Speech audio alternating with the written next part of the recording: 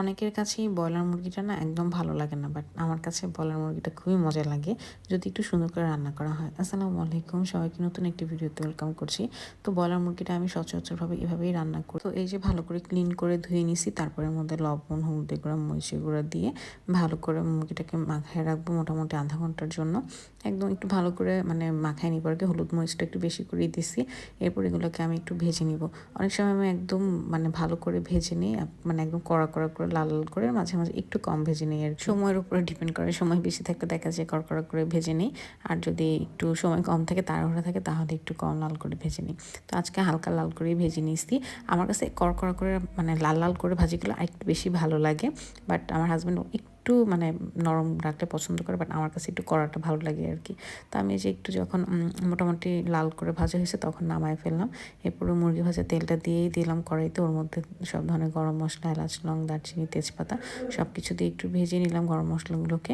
এরপর মধ্যে পেঁয়াজ দিয়ে দিব। পেঁয়াজটাকে ভালো করে ভেজে নিব, নরম করে নিব।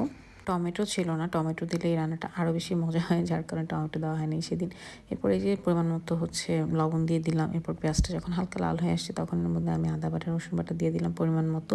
এগুলোকে একটু ভেজে নিব যাতে কাঁচা ফ্লেভারটা চলে যায়। তারপর এর মধ্যে গুঁড়া মশলা, হলুদের গুঁড়া, মরিচের গুঁড়া, ধনে গুঁড়া, ভাজা জিরা গুঁড়া সব কিছু দিয়ে মশলাটাকে একটু তেলের সাথে ভেজে নেব, তাহলে তরকারি কালার অনেক সুন্দর আসে, শুরুতেই পানি না দিলে আর কি।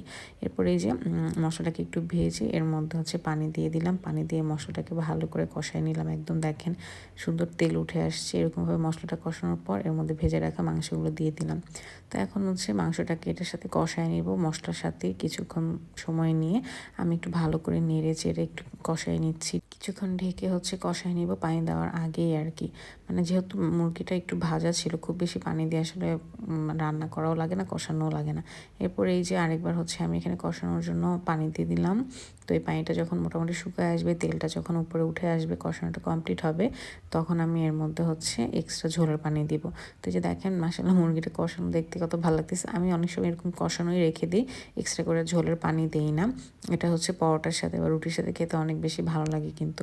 তারপরে যেখানে একটু বেশি করে কাঁচামরিচ দিয়ে দিলাম ঝালের জন্য, কারণ এইভাবে রান্না করলে একটু ঝাল ঝাল হলেই খেতে মজা লাগে। তো এই যে দেখেন সুন্দর মতো কষানো শেষ। এখন আমি এখানে ঝোলের জন্য পানি দিয়ে দিব।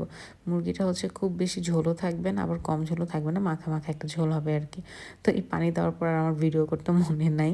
তো আমি হচ্ছে এখানে পানি দিয়ে বসাই দিয়েছি। ফাইনাল লুকটা আপনাদের সাথে শেয়ার করতেছি। এই যে এরকম যখন মাখা মাখা ঝোল হবে তখন এটা আমি নামাই ফেলছিলাম।